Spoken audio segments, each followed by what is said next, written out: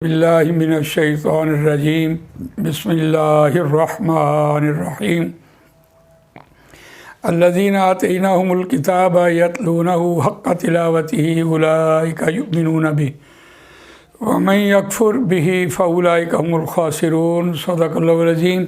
वो लोग जिनको दी हमने किताब वो इसकी तिलावत करते हैं जैसा कि उसकी तिलावत करने का हक़ है, वही उस पर ईमान रखते हैं, और जो कोई तिलावत करने का हक़ अदा न करे वो खसारा पाने वाले हैं। बस वही लोग खसारा पाने वाले हैं। तो आज के सबक का उन्वान है जुमला इस्मिया को ताकीद में लेके आना। जुमला इस्मिया के बारे में हमने देखा कि उसके दो जुज़ होते हैं, एक मुब्तदा और एक ख़बर। तो इस एतबार से बहुत ही आसान हमने कुरान मजीद के हवाले से वल्लाहु क़दीरुन, अल्लाह कादिर है और अल्लाह कादिर है, मुख्तार है, हर चीज़ पर उसका इख्तियार है। जुमला इस्मिया है, मुब्तदा मारफा होता है, हालत फ़ाइली होती है, ख़बर फ़ाइली होती है और नकरा होती है। अगर ऐसा कम्बिनेशन हो जाए तो उसमें अल्लाह कादिर है, ये तर्जुमा होता है। मुब्तदा और ख़बर, इसमें हमने मुरकबात भी पढ़े हैं और इसमें हमने इसमें मारफा के इक़साम का इस्तेमाल भी पढ़ा है। और आज हम देखते हैं कि जुमला इस्मिया को ताकीद में लाने के लिए कौन कौन से हरूफ का इस्तेमाल होता है और क्या तब्दीलियाँ आती हैं। बड़ी बुनियादी बात है कि अरबी के हर कायदे के अंदर ताकीद ज़रूर है। ताकीद के बगैर कोई बात नहीं। जैसे आप कह रहे होते हैं फ़ज़कुरूनी अज़कुरकुम वशकुरूली वला तकफ़ुरून, तुम मुझे याद करोगे तो मैं तुम्हें याद करूँगा, अगर तुम मुझे याद नहीं करते तो मैं तुम्हें नहीं याद करता। और मेरी नेमतों का शुक्र अदा करो, ना शुक्री ना करो। तो हमने देखा कि फ़ेल के एतबार से भी मशरूत है बात। ये तो बात बहुत आसान थी कि जिसे हम आम तौर पर, ये आयत भी हमें याद है, लेकिन इसम के हवाले से, नाउन के हवाले से आज हम देखते हैं जुमला इस्मिया को ताकीद में लाने के लिए हमारे पास कुछ हरूफ हैं। इन्ना, अन्ना, का अन्ना,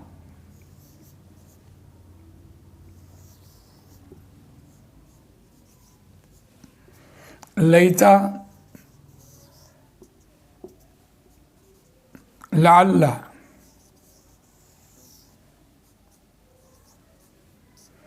लाकिन्ना,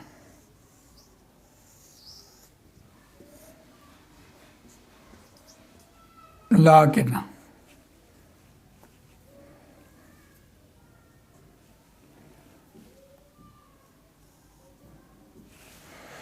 इन्ना, अन्ना, कान्ना, लैता, लाल्ला, लाकिन्ना, ये हरूफ जो हैं ये अपने साथ वाले इसम को नस्ब देते हैं, यानी हालत मफूली में लेके जाते हैं। यानी नस्ब का मतलब भी ज़बर है और हालत मफूली का भी अलामत ज़बर है। तो इससे जो मानवी और इराबी तब्दीली पैदा होती है वो बड़ी दिलचस्प बात है, मानवी और इराबी तब्दीली पैदा होना। इससे मानी भी तब्दील हो जाते हैं और इराब भी तब्दील हो जाते हैं। देखिए, अगर यही एक कायदा हमारे पास एक जुमला इस्मिया लिखा हुआ है, अगर इसके साथ हम इन्ना लगाएं तो इन्ना से जो तब्दीली आएगी वो जो जिसे हम कहते थे ये मुब्तदा है, वो अब इन्ना का इसम बन जाएगा। इन्नल्लाह कदीरुन, बेशक अल्लाह। अब ये चूँकि हालत मफूली में आ गया है तो हम कहते हैं बेशक अल्लाह कुदरत रखने वाला है। अब ये हालत मफूली में आया। अल्लाह की ज़ात हालत मफूली में आना हमने इससे पहले भी पढ़ा है। हम कहते थे रब्बुना, हमारा रब। ہمارا رب اکیلا ہے۔ جب ہم کہتے ہیں ربنا تو ہم اپنے رب کو پکار رہے ہوتے ہیں، التجا کر رہے ہوتے ہیں، اور اللہ کی ذات رب ہمارا حالت مفعولی میں ہوتا ہے، ہماری التجا سنتا ہے اور ہمیں معاف کرتا ہے۔ تو حالت مفعولی سے یہ مراد ہے، مفعول جسے آپ کہتے ہیں کہ جس پر کام واقع ہو یا جس کے ذریعے کام کروانا مقصود ہو، وہ مفعول ہوتا ہے۔ تو اب دیکھیے یہاں انا سے اللہ جو ہے اب انا کا اسم بن گیا، یعنی اس نے انا نے جملہ اسمیہ میں تبدیلی پیدا کی ہے، اعرابی تبدیلی بھی پیدا کی ہے اور معنوی تبدیلی پیدا ہو گئی ہے کہ بے شک قدرت رکھنے والا ہے، قدرت رکھنے والا ہے اللہ، بے شک اللہ قدرت رکھنے والا ہے۔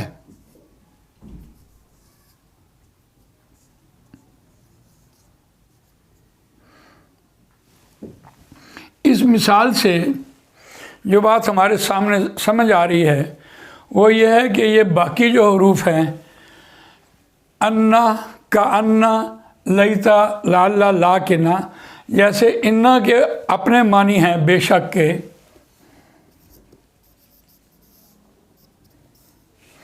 اسی طرح انا کے معنی ہیں یہ کے، اور کأنا کے معنی ہیں گویا کے، اور لیتا کے معنی ہیں اے کاش، لالا کے معنی ہیں شاید کے، اور لاکنہ کے معنی ہیں اور لیکن۔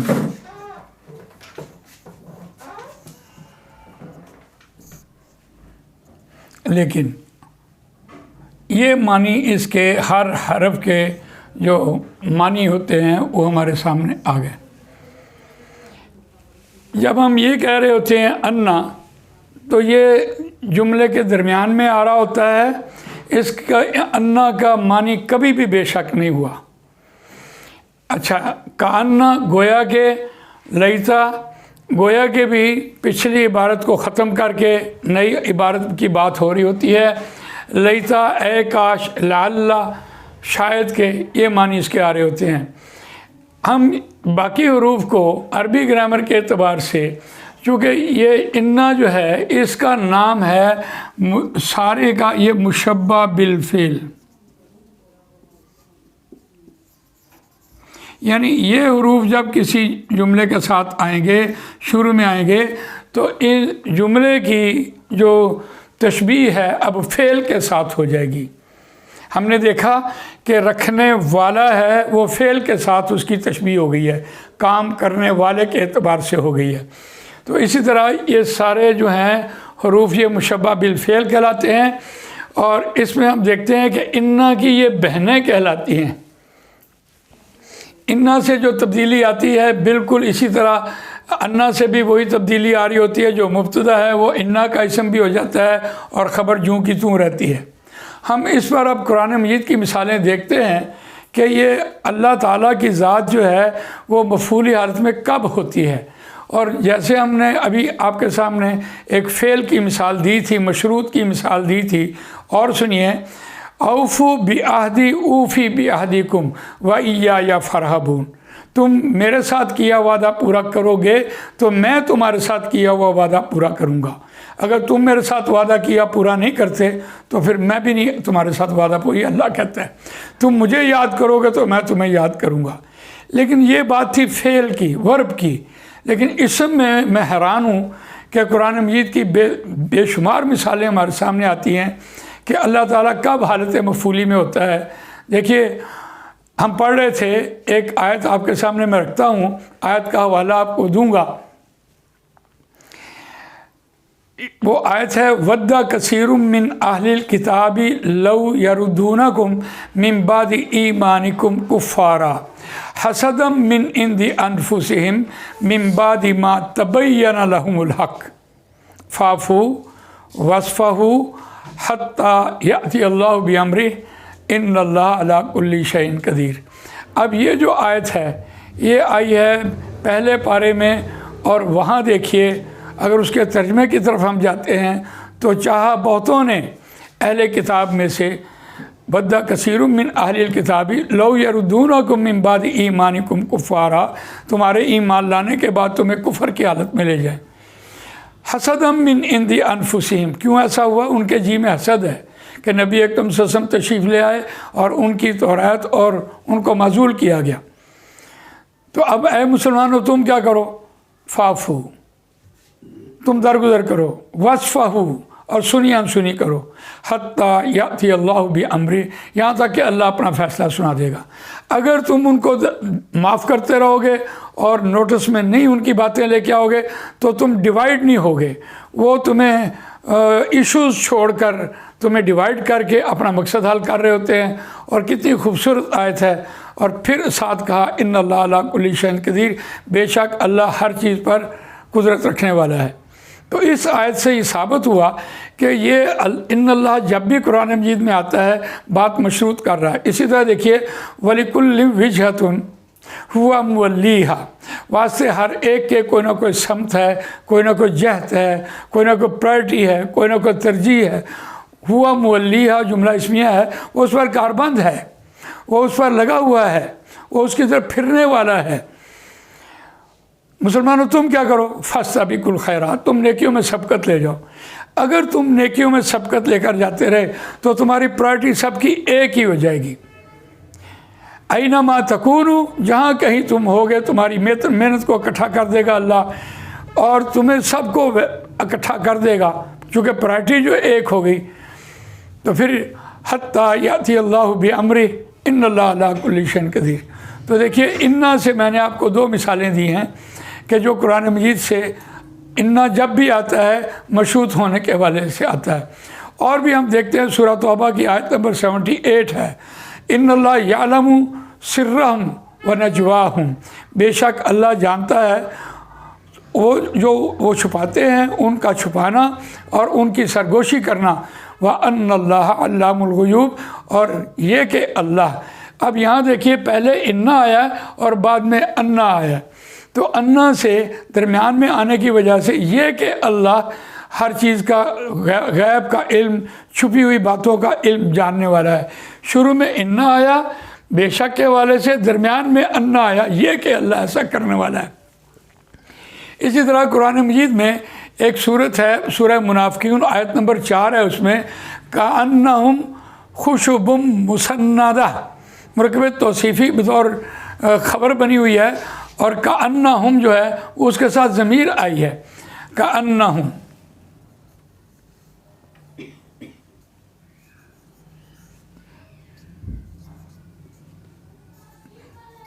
اب یہ جو ضمیر ہے یہ حالت مفعولی میں ہے، چونکہ ضمیر مبنی ہوتی ہے، تینوں حالتوں میں ایک جیسی رہنے والی ہوتی ہے، اس لیے کأنہ، یہ کأنہ دیکھیے یہاں ہم دیکھتے ہیں اس نے گویا کہ وہ خشبن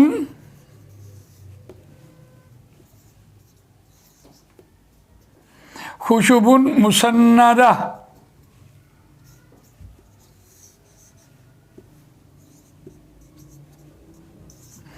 دیوار سے لگی ہوئی لکڑیاں، یہ منافقین کے بارے میں قرآن مجید میں یہ بات ہوئی ہے۔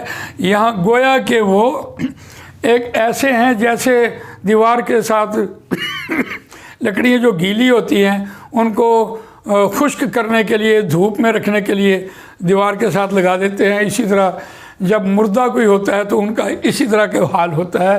تو یہ دیکھیے اسی طرح، اور لیتا اور لعلہ جب بھی قرآن مجید میں آئے گا، یا لیتنی کنت ترابا، اے کاش میں مٹی ہوتا، یہ سورہ نبا کی آیت آخر میں آئی ہے۔ اور لعلکم تتقون، تو یہ بہت مرتبہ ہے، شاید کہ تم تقوی اختیار کرو، لعلکم تعقلون، شاید کہ تم عقل والے کام کرو، عقل والے بن جاؤ۔ تو اسی طرح وَلَٰكِنَّ اللَّهَ يَفْعَلُ مَا يُرِيدُ، اس کو دیکھیے تِلْكَ الرُّسُلُ فَضَّلْنَا بَعْضَهُمْ عَلَىٰ بَعْضٍ مِّنْهُمْ مَنْ كَلَّمَ اللَّهُ وَرَفَعَ بَعْضَهُمْ دَرَجَاتٍ وَآتَيْنَا عِيسَىٰ ابْنَ مَرْيَمَ الْبَيِّنَاتِ وَأَيَّدْنَاهُ بِرُوحِ الْقُدُسِ أَفَكُلَّمَا جَاءَكُمْ رَسُولٌ بِمَا لَا تَهْوَىٰ أَنفُسُكُمُ اسْتَكْبَرْتُمْ فَفَرِيقًا كَذَّبْتُمْ، یہ آیت تیسرے پارے میں آتی ہے۔ وہاں کہاں بات کی کہ یا ایھاالذین آمنوا انفقوا مما رزقناکم من قبل ان یأتی یوم لا بیع فیہ ولا خلۃ ولا شفاعۃ والکافرون هم الظالمون، یہ اس کے آس پاس کی آیت ہے، ولکن اللہ یفعل ما یرید، کہ اللہ وہ کرتا ہے جو وہ چاہتا ہے۔ معنی کے اعتبار سے تو ہم یہی کر رہے ہوتے ہیں، لیکن ہم دیکھتے ہیں کہ جو اللہ ہدایت دیتا ہے، کس کو ہدایت دیتا ہے؟ یہ بھی لیسا علیک ھداھم، نہیں ہے اے نبی صلی اللہ علیہ وسلم آپ کے ذمہ ان کی ہدایت، ولکن اللہ، اور لیکن اللہ یہدی من یشاء، وہ ہدایت دیتا ہے جسے وہ چاہتا ہے، ولکن اللہ یفعل ما یرید، اس طرح سے آیت آتی ہے۔ تو اس اعتبار سے اس کو دیکھیے۔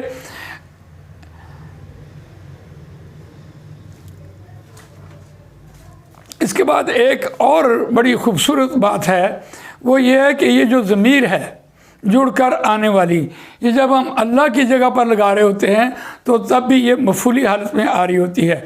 تلک آیات اللہ نتلوها علیک بالحق وانک لمن المرسلین، وانک، اب بات ہو رہی تھی انک لیتا لیکن ان اللہ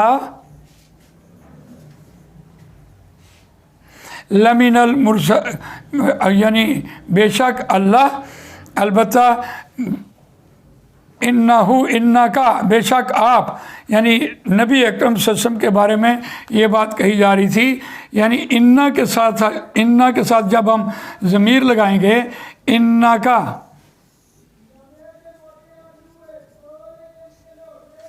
لمن المرسلین، تلک آیات اللہ نتلوها علیک بالحق وانک لمن المرسلین۔ تلک آیات اللہ جملہ اسمیہ ہے، یہ اللہ کی نشانیاں ہیں، مبتدا خبر بنی ہوئی ہے۔ نتلوها، ہم پڑھ کر سناتے ہیں اللہ کی آیات کو، یعنی اسے، یعنی آیات مؤنث ہے اس لیے یہ ہام مؤنث کی ضمیر آئی ہے، اسے علیک آپ پر، بالحق کے ساتھ حق کے، وَإِنَّكَ لَمِنَ الْمُرْسَلِينَ، اور بے شک آپ البتہ بھیجے ہوئے میں سے ہیں۔ تو میں عرض کر رہا تھا کہ جب انا نبی اکرم صلی اللہ علیہ وسلم کے لیے لایا جاتا ہے یا اس اللہ کے لیے لایا جاتا ہے، انہو قدیرun یا انہو هو التواب الرحیم، آپ دیکھیے انہو هو التواب الرحیم میں دیکھیں آپ، تو پھر آپ کو اندازہ ہو جائے گا کہ وہ انا جو ہے اس کے ساتھ جب ضمیر آپ لے کر آ رہے ہوتے ہیں، انہو هو التواب الرحیم،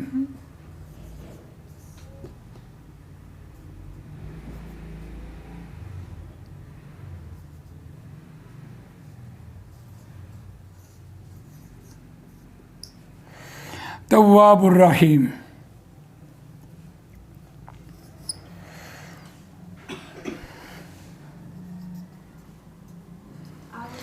بے شک وہی تواب ہے، مہربان، توبہ قبول کرنے والا ہے۔ اب یہ بات یہ ہو رہی تھی کہ جب انا کے ساتھ کوئی ضمیر آ رہی ہوتی ہے تو وہ بھی حالت مفعولی میں استعمال ہو رہی ہوتی ہے۔ جملہ اسمیہ میں ضمیریں جو ہم نے ہو ہما ہم، ہا ہما ہننا، کا کما کم، کی کما کننا، یا نانا پڑھی تھی، وہ بھی حالت مفعولی میں استعمال ہوتی ہیں۔ جملہ اسمیہ میں یہاں مفعول استعمال ہوتی ہیں، اور ہم انشاءاللہ آگے آپ کو بتائیں گے کہ جب فعل کے ساتھ ہو کی ضمیر آئے گی تو وہ بھی وہاں مفعول بے بن کے آئے گی۔